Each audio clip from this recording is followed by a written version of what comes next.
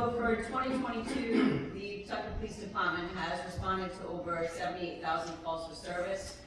They generated about 6,500 offense reports, about 2,500 arrest reports, and almost 3,000 accident reports. There was a multiple offenses, including in the series reports, sexual assaults, arsons, burglaries, larcenies, motor vehicle thefts, fraud, vandalism. Last year in 2022, we did have 3 homicides. There was also 72 weapons violations, of which 12 were arrested for firearms.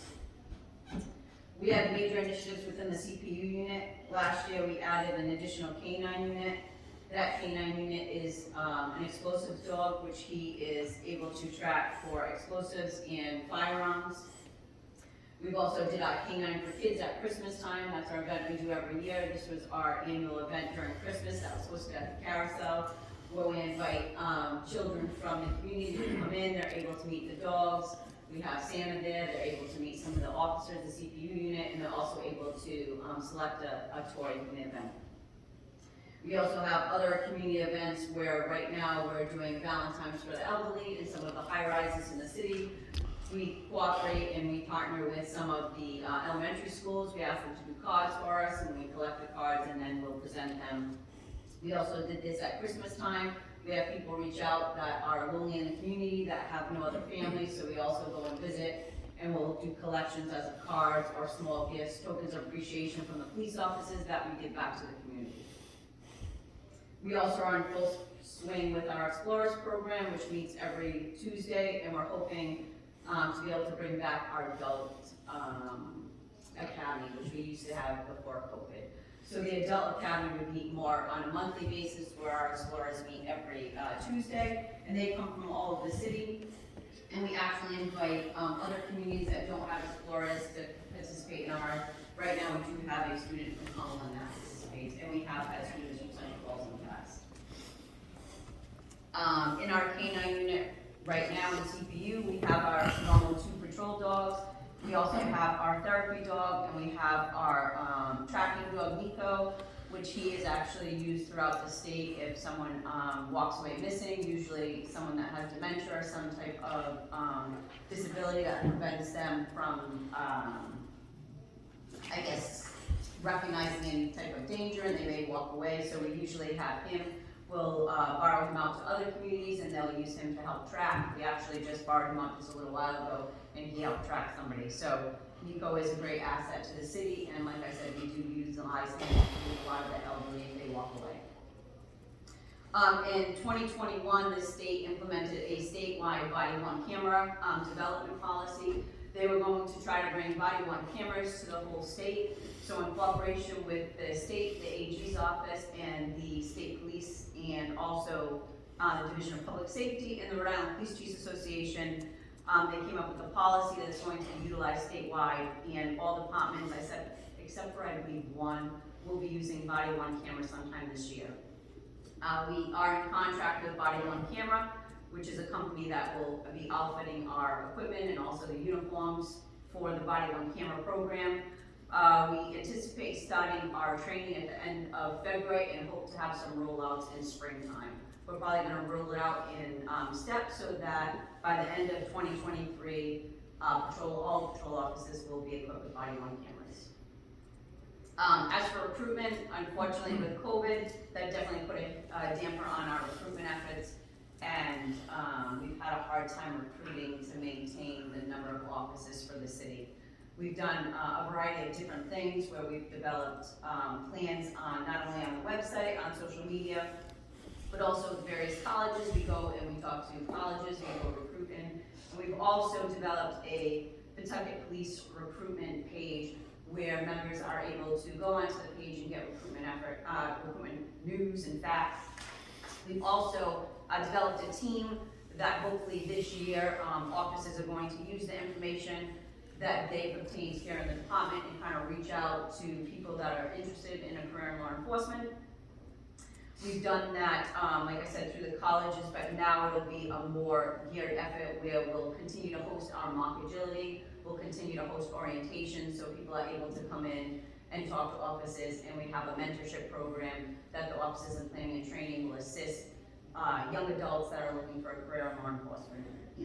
Our applications have now changed where they're year-round, so we try to keep the application process open, so we don't actually have like deadline windows. The only time we'll try to cut off applications will be when we have to meet deadlines for the academy, but people are able to apply year-round. So when we have our next recruitment phase, we'll be able to email them out through the app and let them know that we are hiring again if they're still interested and proceed with the process. We do offer Pawtucket residents and applicants that speak a second language additional points through the process to recruit people from within the city. So we do offer that. We've also had major recruitment efforts.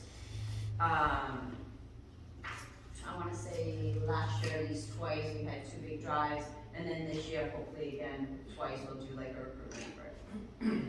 We've also opened up transfer applicants, so we take post-certified transfers, lateral transfers from other departments. And what this shows us is that other departments, smaller departments, we do have offices that come to Pawtucket. They're looking to seek an opportunity in a larger city with more opportunities for growth and career development. So we do have 6 offices last year that transferred from other departments into Pawtucket. In 2022, we also reestablished our special response team. They have been going through training throughout the course of this year, and the goal is to have them completely certified by 2023, the end of 2023. As of June 30th of 23, the contracts for the police department will be up, and they are in negotiations, or beginning negotiations with the FOP for contract proposals. As for vehicles, same thing with recruitment. Unfortunately, during COVID, we were unable to maintain or actually obtain a lot of vehicles. Some vehicles that we're ordering are at least a year out, including equipment, not only radios, but graphics, lights, sirens, the equipment that needs to go in the cars. So we have been able to order some vehicles, and we continue to kind of work through that process and be able to obtain vehicles as we need them. I think that's like the highlights. The annual report for 2022 is pretty much completed. It just needs final review. That will then be posted on our website, and I will send you an email and you know it's posted and send you a link so that you'll be able to see it. Thank you, Chief. I know Councilor Moran mentioned that he had a question. I'll fill around and see what anyone else says. Actually, 3 questions. One is, maybe I missed it. One was there any mention in there about like number of shootings? Is that broken down, or no, like just an actual shooting? So what I broke it down to is the offenses that we had. So we had the 3 homicides, 84 sexual assaults, 94 assaults overall, 9 arsons, 19 B&Es, 279 thefts, 30 motor vehicle thefts, 274 fraud or financial crimes, 52 vandalism, 20 obscene materials, 72 weapons violations with 12 people were arrested for firearms. As for individual shots fired, that's a different category. I can get that number, but because they're may not necessarily be a victim in that case, it'd be classified a little differently. Okay. Second question was complement of officers currently. Where are we on that? Are we short, or where are we on numbers? We are at 154 as we stand today. Is that a full? That is full complement. Last thing was, and again, being on the council for a while, personally, I would think the council does not have a role in this, but I know it had a lot of coverage recently, but the officers only matter. Yes. Is there any way we can get an update on that? And again, my understanding it's a police matter, certainly would not have anything to do with the council individually, but maybe you can elaborate on that, or you can't, I really don't know, but I think it was worth it to ask the question. So, Leah Board does restrict certain aspects of public statements. What I can say is that the investigation for internally was running parallel with the criminal investigation. Now that the criminal investigation is over and it finalized, I think, almost 2 weeks ago from, tomorrow. So the internal investigation will continue to run. We are seeking outside counsel. We do have outside counsel, and we will continue that process. And my estimation or my guess would be that we're going to end up in the Leah Board process. Now, the internal investigation, does that include like an independent investigation too? Is that just, when you say internally, just within the Pawtucket Police Department, do you hire somebody independently to try to investigate it? Or? So hypothetical, I shouldn't even, so speaking outside of Officer Dolan, but the Leah Board process, what happens is the department itself, so in this case, obviously, the Pawtucket Police Department has an internal investigation that's ongoing. If there's a criminal matter that is ongoing at the same time, they kind of run parallel. Once the criminal investigation is over, then the internal investigation would continue. Based on what the internal investigation uncovers, there would be violations of rules and regulations and policies. Those would be specific charges that the officer would face at that point. Councilman, did you have a question, or were you just raising your hand earlier? No. Anybody on this side have any questions to the chief? I just want to confirm, so at the end of 2023, all officers will be equipped with the cameras? Not all. Not all. So it's first responders. First responders, okay. Right. So patrol officers, we're hoping to get sergeants. So we have so this was a statewide initiative, and there was grant money through the state. So we were able to equip 100 officers with the grant money that we received. Okay, out of 154. Okay. Correct. Thank you. Not detectives, not personnel that are generally in the station for the Right, majority so- of the shift. Sorry, yes. So it's gonna be the first responders, those responding to reports. There will be a camera available to detectives. There will be a camera available to narcotics, but not every individual officer in those units would have one on them at all times. So first responders by the end of the year will give them for all shifts throughout the shift. Yes. Thank you. The only question that we have, and we've been researching it throughout the state, is schools. Because there's obviously a different Police officer, you mean? right, there's a different expectation of privacy because they're juveniles. So that is a question that we pose to different, police departments throughout the state, because they're, in the policy says you have to have an agreement, obviously, with the school department, and that would be with the school committee too. Councilman Jacobian. I know you spoke about the adult academy. Is there an estimated when you think that would be back up and running? First, say that one. The adult academy? So we're hoping in like late spring, early summer. We do have our Explorers that runs every Tuesday. The Adult Academy is a little different. They probably be only on a monthly basis, and we just kind of go over the general aspects of the city and law enforcement, where the Explorers is more focused on if they're interested in a career path in law enforcement, is to kind of get them on that path to see if we can recruit them to when they become young adults. But the adults is a little different. So we're hoping, because we had it for years now, and then obviously COVID hit and we just. What's the age for recruits? Did that get upped or is it? It went from 35 to 42. Okay, so it did get upped. They did. And then I guess my last question is the breakdown for patrols, is it still just one patrol per district or? So how the city is broken up to is 7 districts, and then we have 2 wagons. So you have a patrol officer per district, and then you have a 2-person wagon that goes on backup calls or transports. If we have additional officers, that's the minimum, but if we have additional officers on the shift, they could be floating, they could be a traffic car, they could be an extra car in district, they could be helping out at an event. So we could have additional cars on, but at a minimum, there's 1 per district, and then a 2-person wagon on each side. I have Councilman, Councilman. Yes, Chief. Yes. In terms of recruitment, how is the city doing in terms of expanding the recruitment to ensure it's proper diversity reflecting the city's makeup? So we have a very difficult time recruiting overall. It's a career that we don't have a lot of interest in, unfortunately. We do send out, we do social media. We've done television, not television, we've done radio, we've done paid advertisement on radio. We've done work with our different community groups. We send out emails to any community partners that we've had, and then in turn, if they send it back saying they're not interested or send it to someone else, we've done that. So we try to attend like local schools and colleges, but it's very difficult. It's an area that we struggle in recruiting because it's a career field that we don't get a lot of interest in right now. We used to have 1,000 recruits apply. Now we're lucky if we have 60. And if I may ask, which colleges, schools, you doing the recruitment efforts with? So we do Roger Williams all the time. Roger Williams has a criminal justice program. We also speak at Johnson and Wales. So we've done Johnson and Wales.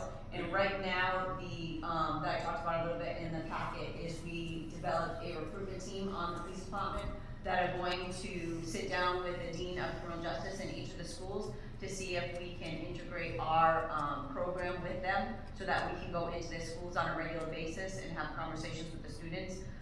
We've also done one in Connecticut, but I don't have the name offhand. Yeah, I mean, has there any efforts been done to recruit at the community colleges? Because I would think that's where you may be able to find more minorities.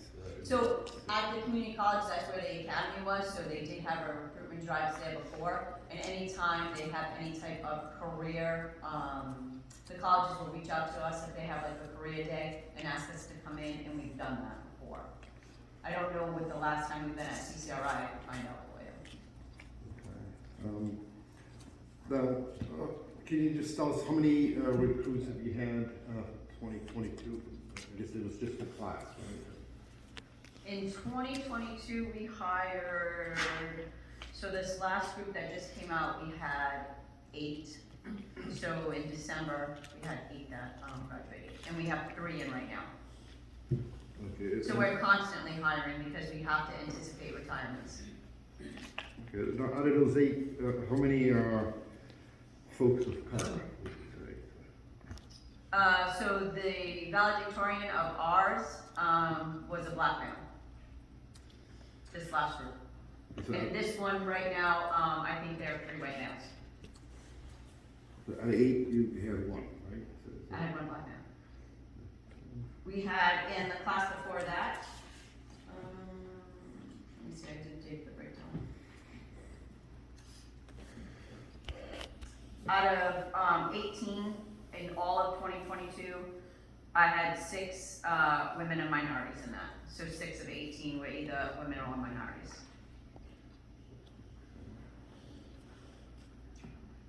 No, is it gonna, well, I don't know if that goes to you, but I'm just, in terms of the fire department, is that something that you could speak on as well, or is that an independent,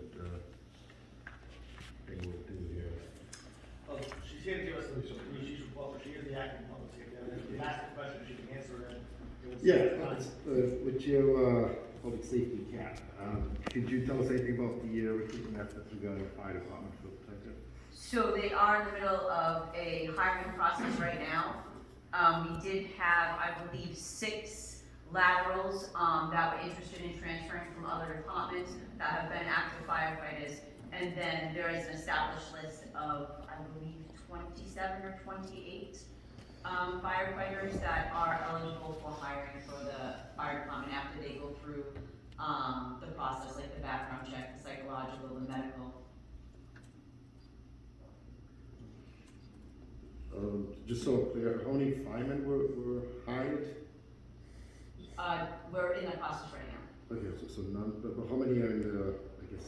They're at 133 and their complement is 146, so we're looking to hire about 13. So you have 13 qualified folks right now? So we had 6 that were qualified through laterals, so we're waiting for them to finish the process. And then we have an active list that would have to go to the fire academy. That active list, I believe, is like 27 or 28. Okay, so I'm just so clear, so the laterals are inclusive in the 13 number, or is it an additional? No, they didn't. We're only down, we're at 133, and full complement is 146. So we're down 13 I think he's asking the 6 laterals. Does that count towards the Would that 13? bring you up to 139? Yes. And now you're only looking at 7 after that. And were there any minorities hired in this 13? We haven't hired anyone yet. Oh, okay, but there are contenders on that. Going through Of the training. laterals, they are all white males. Okay. As for the list of 28, I'd have to look at the breakdown. All right, thank you, appreciate it. Chief, can I follow up before I lose my train of thought? Is a bachelor's a requirement for a police candidate? It is not, 30 credits. Gotcha. Okay. I know Councilman Willoughby had a question. Chief, you mentioned you have a full complement of 154, and you did mention anticipating retirees. Do you have that number? How many people are able to go at this point? We have at least 40 that are able to go. 40? It's the same on fire, they probably have about the same number. Not to say they're all gonna go this year. Right, right, But no. that's who's eligible. They're eligible. Council Rubio. I just have a follow-up question to that. Is there any findings to why it's been so hard to recruit overall? And in addition to that, why it's so hard to recruit minorities? And have we done any specific efforts to push that along? So nationwide, there's been a trend going downwards to recruit anybody for public safety and law enforcement. We have seen, at least on the police side, less on the fire side. We have seen more minority candidates on the police side. On the fire side, we have not seen as many minority candidates, even through the application process. As for recruitment efforts, we hit certain, like I said, we hit the schools. We try to reach out to the community partners we have the email addresses, we send that out. We try to do different radio stations, we try to do it on our website. So we try to hit as many outlets as we can to get the word out there.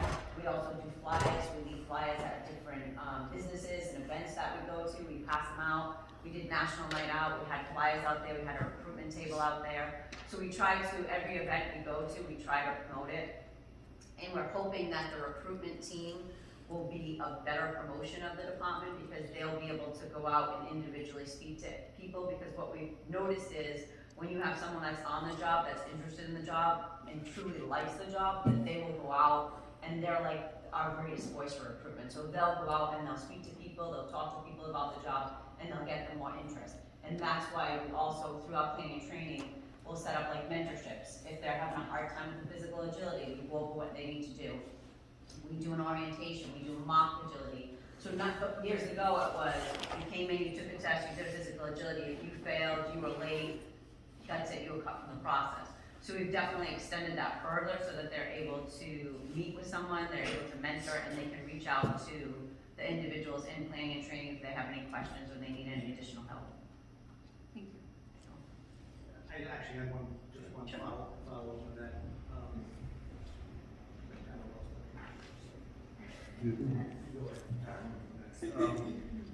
Back to the investigation with Officer Dolan, you had mentioned that there's an internal investigation and there's the criminal, we know the criminal ended a few weeks ago. Correct. So the internal, I assume that's totally separate from the criminal, they don't look at any information of what came out of the criminal, correct? Is this a totally separate thing, or do they still use that as an influence? No, we do use it. You do. And then if for some reason the internal shows some violations from him, the officer, is there like a grid there that shows, okay, this was violated, these are the penalties? I'm just curious what kind of penalties can be placed on the officer in case you find issues.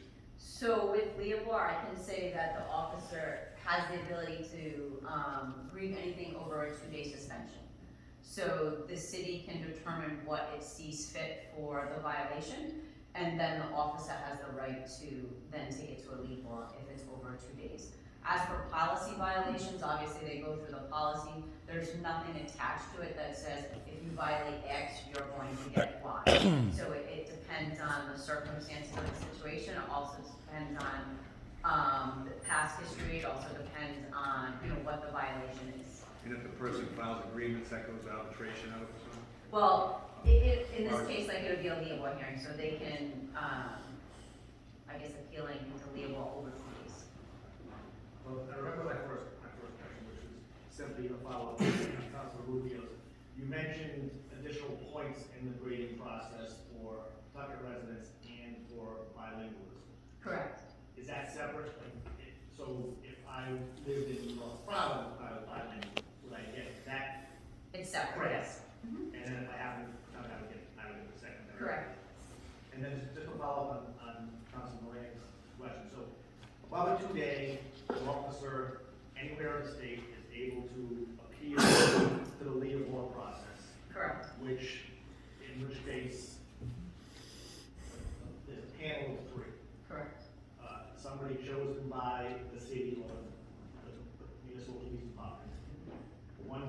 chosen by the officer himself or herself, Correct. and one chosen from a list of agreed upon, and then from that, both sides have to agree on number 22 from that list. There Is that is, pretty yes. much how it works? Yes. Okay, thank you. Council, Gregor. Yes, just to follow up, regarding the fire equipment, just so I'm clear. There's currently 133 active firefighters. Right now, yes. Okay, and out of those 133, my understanding there's only one person of color, is that correct?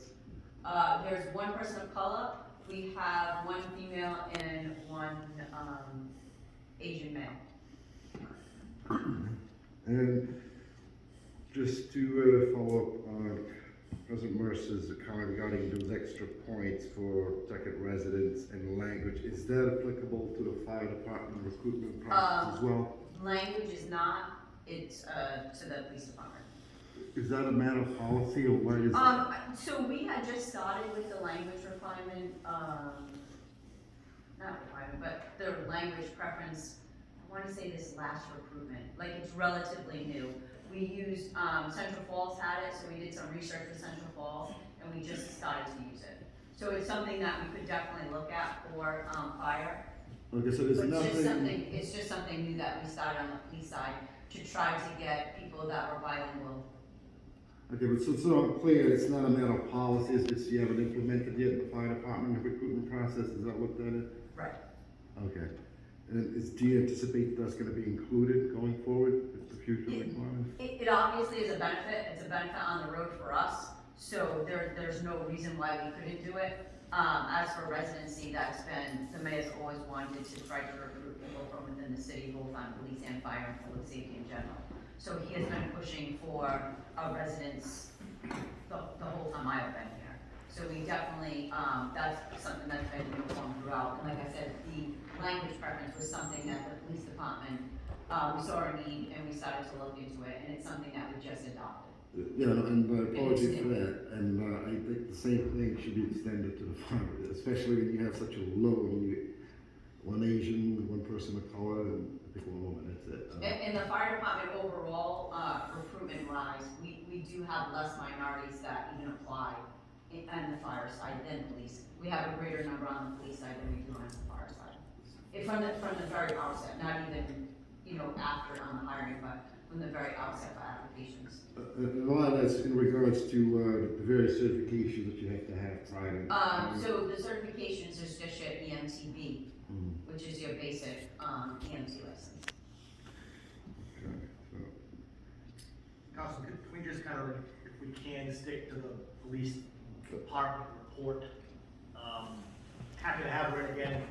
We've got another bunch of agenda items that we need to get to, and she might be better prepared if she knows she's coming in to talk about fire. I appreciate it. Can I just, one other quick question? Sure. Just so I'm clear, who makes the decisions regarding the hiring for the fire department? What do you mean? Who is it that's in charge of essentially finding out who's qualified and who's gonna move forward, is gonna be Well, alternate there's a process for the hiring. So, obviously the application process, Yeah, and then depending on the fire side, they have statewide physical agilities, they have statewide written, so they have to pass so many of those qualifications first, so there are set qualifications before they even get to, apply. So there's certain standards that are already set ahead of time. no, I understand, all things being equal, you get candidates who have all of these things, or completed all these things, who makes the decision as to who gets the job also, or? Well, there's, after all those, criteria are met, there is then an oral interview. Based on the oral interviews, they get scored, and their score from their oral, from their written, from their residency is computed, and then they're put in rank based on their scores. Okay, but I'm still not getting my answer, my question answered. So is it someone from the fire department makes a decision? Is it the public safety director? Is it someone from the human resources? Who makes the ultimate decision? Once So- all those scores are done. So a list is established based on the scores. Okay. So then we go in order of the list Okay. for hiring. So if we were going to hire 5, We go through, the top 5, they have to go through, obviously a background, they have to go through, their physical, they go through screening, and then based on that, however they finish on the list, that's how they're hired. So it's just by the number, There's each a thing rank, concerning there's a it. ranking, there's Yes. no, That's all. there's no arbitrary decision. Nobody looks over that. We're gonna take number 1, 2, 3, and 7. No, it goes If based you're on hiring the 5, ranking. you're taking the top 5 unless there's something that disqualifies those folks. Correct, And that's the genesis of ranking. correct. Thank you. Thank you. Well, Any other questions? Thank you for coming in, chief. If some of the questions that were posed relative to fire, if you think it would be beneficial to send us an email answering some of those. Okay. To all of us or directly to Council Greg, that would be appreciated. no problem. Yeah, I would very much appreciate a follow-up with you. Okay, Thank you. you're welcome. Thank you, chief. You're welcome.